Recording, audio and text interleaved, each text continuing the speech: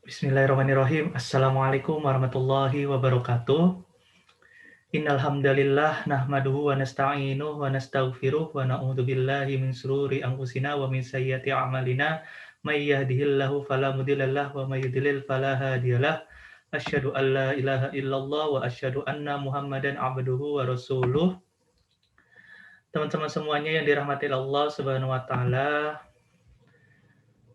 kembali lagi di pembelajaran semester 2. Kita masuk ke semester genap, diawali dengan penuh semangat, diawali dengan penuh sukacita untuk menuntut ilmu, untuk menambah wawasan, dan juga tetap mematuhi protokol kesehatan juga.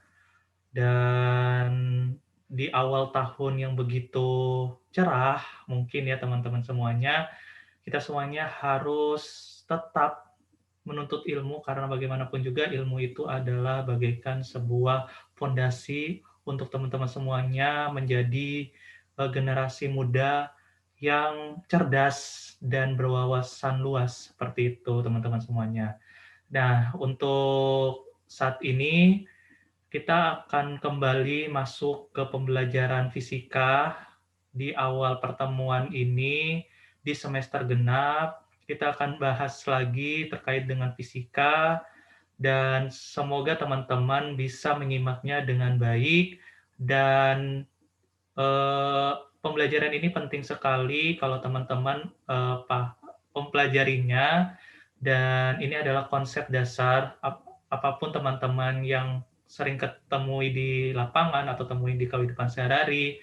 Nah, ini akan menjadi suatu konsep dasar yang teman-teman harus pahami bersama, seperti itu.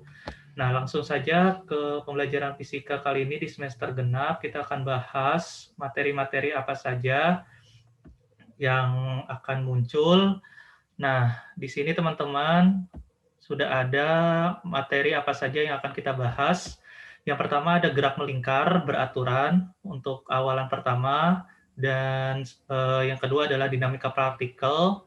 Yang ketiga adalah hukum Newton tentang gravitasi. Yang keempat adalah usaha dan energi. Yang kelima adalah impuls dan momentum linear. Dan yang terakhir adalah gerak harmonik sederhana. Dan itu di semester genap. Semoga ini akan selesai di semester genap, karena mungkin pembelajaran fisika di kelas 10 ini memang banyak materinya, dan teman-teman semuanya harus fokus dalam mempelajari fisika di semester genap ini, seperti itu. Nah, langsung saja di pembahasan yang akan kita mulai itu adalah gerak melingkar beraturan.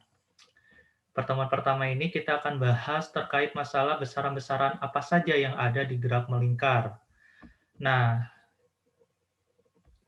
yang pertama, besaran-besaran yang ada di gerak melingkar itu adalah perpindahan sudut atau delta theta. Nah, delta theta ini merupakan perpindahan sudut yang terjadi pada partikel yang melakukan gerak melingkar. Nah, di sini kalau di gambar ini terlihat jelas bahwa delta theta itu adalah perpindahan sudut dari partikel pada titik tertentu menuju ke partikel tujuannya, pada titik tujuannya. Nah, delta theta itu bisa dilihat di sini bahwa theta yang ini itu adalah perpindahan sudut dari titik A menuju titik C. Diulangi lagi bahwa theta ini atau perpindahan sudut keseluruhan itu adalah theta, itu adalah partikel yang bergerak dari titik A menuju titik C. Nah, sedangkan perpindahan sudut delta theta itu adalah perpindahan sudut yang dilakukan oleh partikel bergerak dari titik B menuju titik C.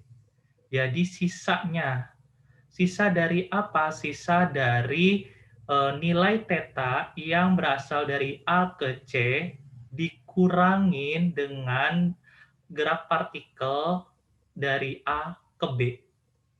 Nah, itu adalah perpindahan sudut.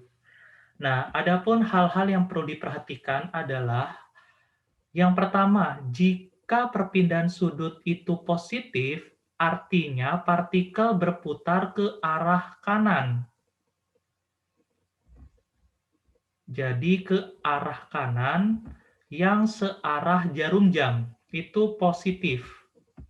Nah, sedangkan kalau negatif, itu partikelnya berputar dari arah ke kiri atau berlawanan jarum jam.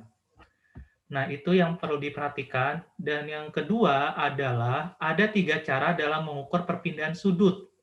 Yang pertama itu mengukur dalam satuan derajat, yang kedua dalam satuan putaran, dan yang ketiga dalam satuan internasional yakni radian. Jadi ada 3 nih teman-teman. Ada mengukur dengan satuan derajat, mengukur dalam satuan putaran, dan mengukur dalam satuan radian. Nah, yang ketiga, derajat, satuan derajat, putaran, dan radian itu tidak memiliki dimensi. Nah, teman-teman boleh flashback ke semester 1, kita sudah bahas tentang dimensi itu apa, dan apa sih manfaat dari dimensi. Boleh teman-teman buka bukunya, teman-teman flashback, teman-teman freshing lagi, bahwa dimensi itu apa ya, terus habisnya manfaatnya itu apa, seperti itu. Nah, di sini ada rumusnya teman-teman, bahwa perpindahan sudut atau yang satuannya itu adalah rad atau radian, itu adalah X per R.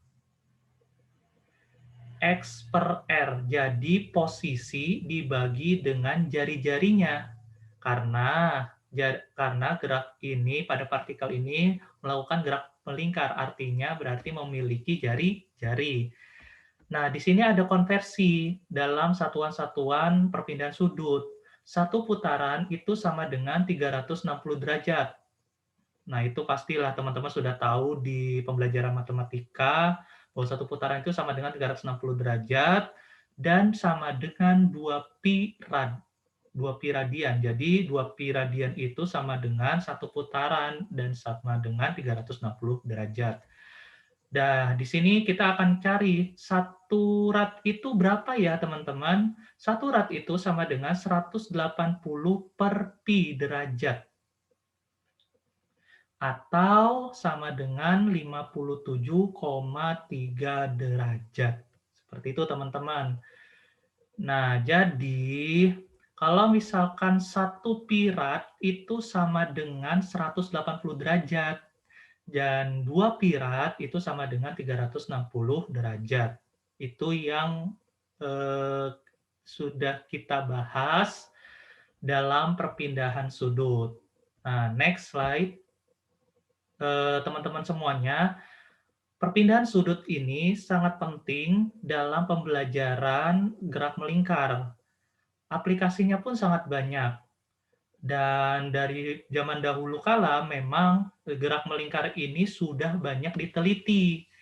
Nah, untuk tugas antum semuanya, teman-teman semuanya, uji literasimu. Mungkin teman-teman yang suka sekali dengan mencari literatur atau mencari bahan-bahan atau ingin tahu tentang dunia fisika, pasti akan pengen mencari artikel tentang bagaimana Eratosthenes menentukan keliling bumi. Nah, bagaimana Eratosthenes menentukan keliling bumi, itu antum cari artikelnya dan beri kesimpulannya di kertas selembar. Habis itu kirim tugasnya ke link di bawah ini. Nanti Ustadz akan atau Bapak akan kirim linknya di situ. Jadi teman-teman kumpulkan tugasnya di link tersebut berupa Google Form ya teman-teman.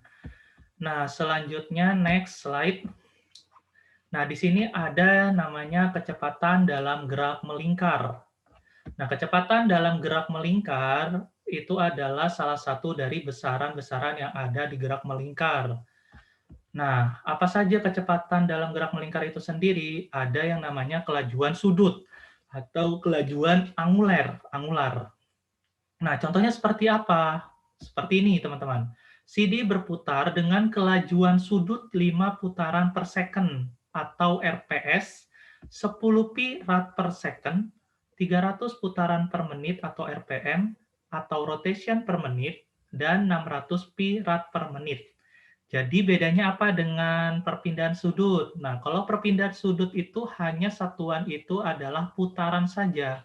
Akan tetapi pada kecepatan dalam gerak melingkar itu ditambahkan dengan per second.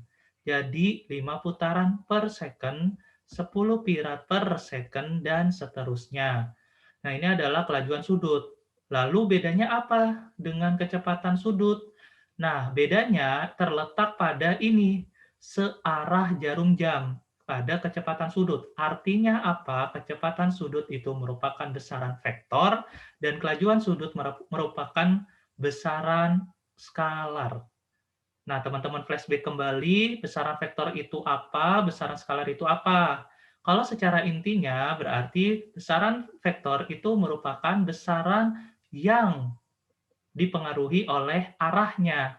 Sedangkan kalau besaran skalar itu tidak dipengaruhi oleh arahnya. Artinya dalam penulisannya tidak ada arah, tidak ada yang menunjukkan bahwa tanda itu ada arahnya. Kalau misalkan besaran vektor yang contohnya kecepatan sudut itu ada arahnya, yakni dituliskan searah jarum jam. Seperti itu teman-teman. Nah, di sini yang perlu diperhatikan adalah pada kecepatan sudut yang dilambangkan dengan omega, itu kalau misalkan positif akan berputar ke arah kanan, hampir sama dengan perpindahan sudut. Berarti searah jarum jam itu kecepatan sudutnya adalah positif. Jika kecepatan sudut atau omeganya ini negatif, berarti partikel tersebut berputarnya berlawanan arah jarum jam atau ke arah kiri, seperti itu. Nah, lanjut. Di sini ada kecepatan sudut rata-rata, bahwa kecepatan sudut rata-rata itu merupakan hasil bagi perpindahan sudut dengan selang waktu. Jadi omega sudut atau kecepatan sudut rata-rata itu sama dengan perpindahan sudut dibagi dengan selang waktu tertentu. Jadi perpindahan sudut akhir dikurangi perpindahan sudut awal per waktu akhir dikurangi waktu awal. Ini adalah kecepatan sudut rata-rata. Sedangkan pada kecepatan sudut sesaat bedanya apa?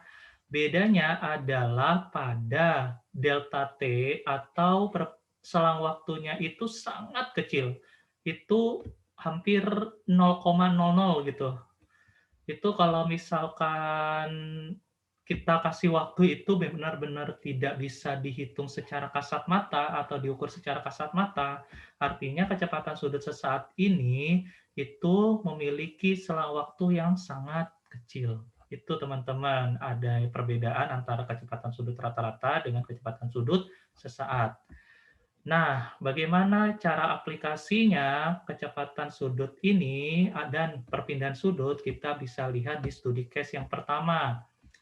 Pada sebuah batang yang tinggi itu seorang pesenam atletik berputar 4 putaran dalam waktu 3,6 detik. Tentukan kecepatan sudut rata-rata pesenam atletik tersebut. Nah, di sini sudah Ustadz atau Bapak share ada 2 langkah dalam mengerjakan ini. Yang pertama, kita tentukan terlebih dahulu atau ubah satuan putaran ke rad. Karena satuan SI dari perpindahan sudut itu adalah rad. Nah, jadi karena di sini ada 4 putaran, 4 putaran, 4 putaran. Nah, berarti kalau dalam rad berarti kan tadi sudah dibahas bahwa satu putaran itu sama dengan, sebentar ya, satu putaran itu sama dengan 2 pi rad. Berarti kalau 4 putaran ada 4 dikali 2 pi. 4 dikali 2, sebentar ya. Oke, 4 dikali kali 2, sebentar, 2 pi, mana ya pi-nya? 2 pi. Oke, rad. Sama dengan berarti berapa? 8 pi rad. Nah, berarti 4 putaran itu adalah 8 pi rad.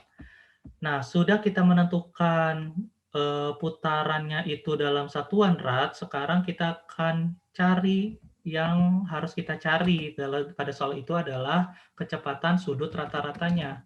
Kecepatan sudut rata-rata. Tadi kita sudah bahas, kita sudah singgung bahwa kecepatan sudut rata-rata persamaannya adalah ini.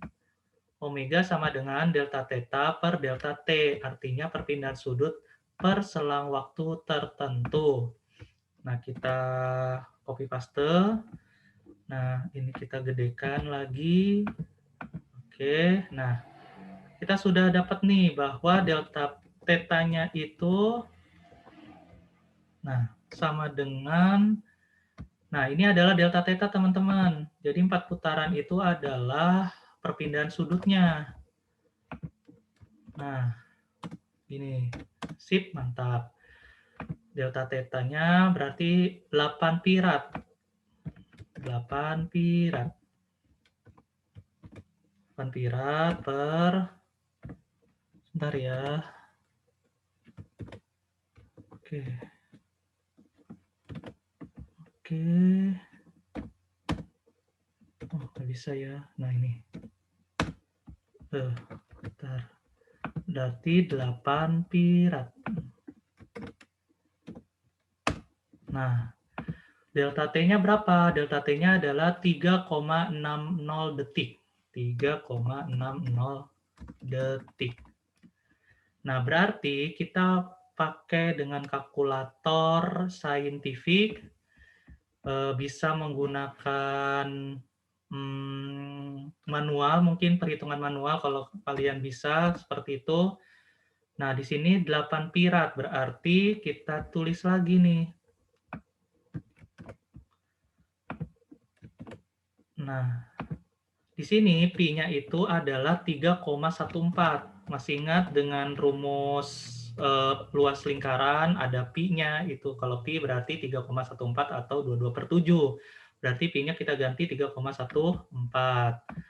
Nah, selesai kalau kita hitung 8 kali 3,14 dibagi dengan 3,60 detik, itu bisa kita cari dengan menggunakan kalkulator saintifik di Google atau di kalkulator biasa bisa kayak gitu.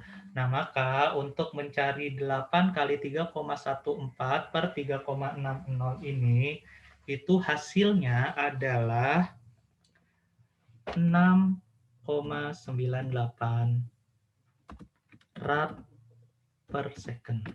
Nah, seperti itu teman-teman. Nah, sebentar ya, saya share juga, coba kita hitung ya di kalkulator. Sebentar ya, kita cari kalkulatornya. Nah,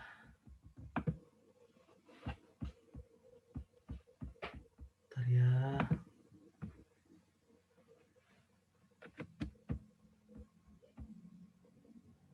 Bentar.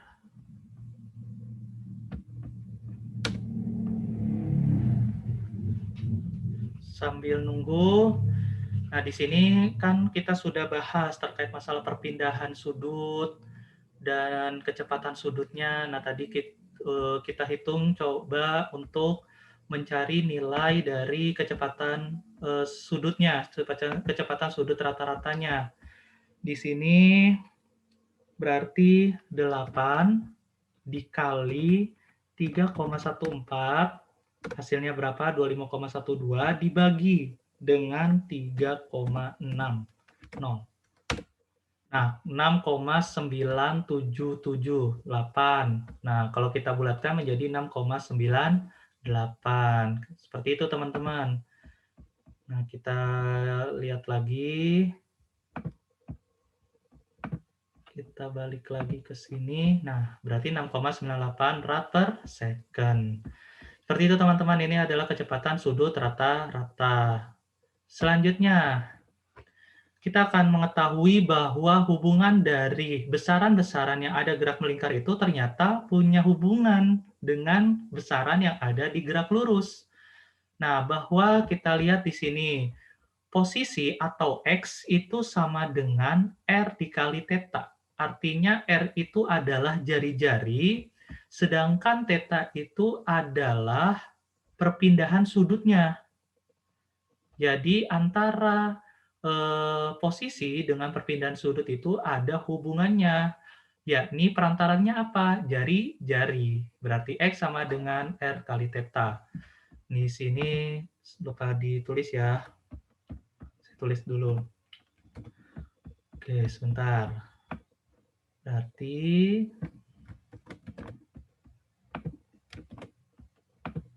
R itu sama dengan jari-jari. Jari-jari. Nah, satuannya bisa meter, tapi kalau satuan SI-nya adalah meter ya, bisa sentimeter, itu bukan satuan SI, bisa desimeter, dan seterusnya.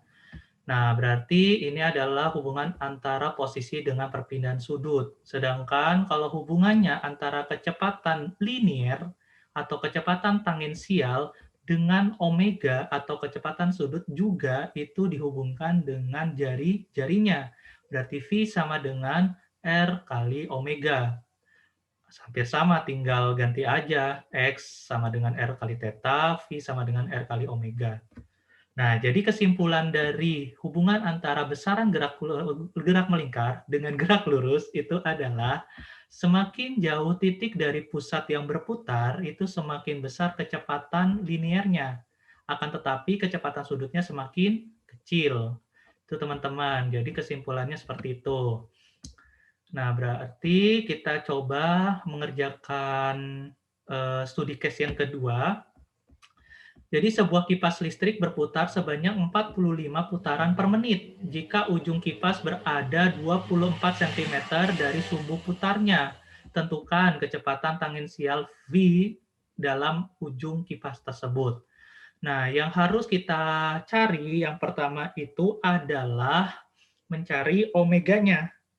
Atau omeganya ini atau 45 putaran per menit ini diubah menjadi rad per second. Nah, berarti ubah putaran per menit menjadi, sebentar ya, nah udah, rad per second. Nah, di sini berarti kita ini omega ya, omega sama dengan 45 putaran per menit itu sama dengan 45 dikali, oke, satu putaran berapa rad tadi teman-teman? 2 pi rad. Nah, itu. Jadi 45 dikali 2 pi rad per berapa? 1 menit berapa detik? 60 second. Ingat ya, 1 menit berapa detik? 60 second. Berarti kalau kita hitung 45 dikali 2 pi rad per 60 second itu hasilnya adalah nih, jeng jeng jeng jeng, 3 pi rad, 3 pi per sebentar ya, ini pi 2 rad per second. Nah, seperti itu teman-teman. Jadi 45 dikali 2 berapa? 90. 90 per 60. Kalau disederhanakan menjadi 3 per 2. Tambahkan pi-nya, berarti 3 pi per 2 rad per second. Seperti itu. Atau kita ini ya, 90 pi per 60. Sama dengan, nah, jadi 45 kali 2 pi adalah 90 pi, bagi 60 lalu disederhanakan nolnya habis, Berarti tinggal 9/6, artinya tinggal 3 pi per 2 rad per second. Ini adalah omega dalam satuan SI. Nah, setelah kita mengubah omeganya tersebut, berarti kita cari kecepatan tangensialnya atau V-nya. Kecepatan tangensial. Nah, kecepatan tangensial yang ada hubungannya dengan kecepatan sudut itu dirumuskan pada slide sebelumnya bahwa V sama dengan R kali omega. Nah, kita copy paste. Nah, di sini kayak gini. V sama dengan R kali omega. Kita kerjakan, teman-teman. Sebentar ya. Oke. Nah, sip. R-nya berapa, teman-teman? 24 cm. Kalau misalkan mau diubah ke meter, boleh. Tetapi Bapak akan mengerjakannya dalam satuan cm saja, 24 cm. Setelah itu dikali berapa? Omeganya adalah 3 pi per 2. Kita copy paste aja supaya lebih cepat. Nah, seperti ini. Jadi tinggal 24 dikali 3 berapa? 24 dikali 3 itu adalah 12, 72. 72, pi-nya mana ya? Nah, pi per 2. Nah, 72 bagi 2. 72 bagi 2 berapa, teman-teman? Berarti 36 pi cm per second. Karena kita pakainya sentimeter. Seperti itu, teman-teman. Jadi, hasil dari kecepatan tangensial itu adalah 36 pi cm per second. Nah, radnya ini kok hilang? Iya, hilang karena rad itu tidak memiliki dimensi, teman-teman. Jadi, rad itu hilang, sentimeternya akan masuk ke sini, sehingga satuan dari kecepatan tangensial itu adalah 3 cm per second. Nah, ini teman-teman studi case yang kedua dan materi kita sudah selesai pada pekan ini, pada pertemuan kali ini. Semoga bermanfaat ya teman-teman. Dan jangan lupa uji literasimu ini coba antum cari artikelnya dan berikan kesimpulannya serta tuliskan di kertas lembar atau di buku, lalu fotokan dan kirim tugasnya nanti ke link di bawah ini yang akan Bapak share di nanti ada informasinya lebih lanjut seperti itu, teman-teman. Oke, teman-teman semuanya, jazakumullahu khairan kasiron, semoga bermanfaat ya teman-teman, dan jangan lupa tetap patuhi protokol kesehatan dan tetap semangat dalam menuntut ilmu. Subhanakallahumma wa bihamdika asyhadu an la ilaha illa anta astaghfiruka wa atubu ilaik. Wassalamualaikum warahmatullahi wabarakatuh.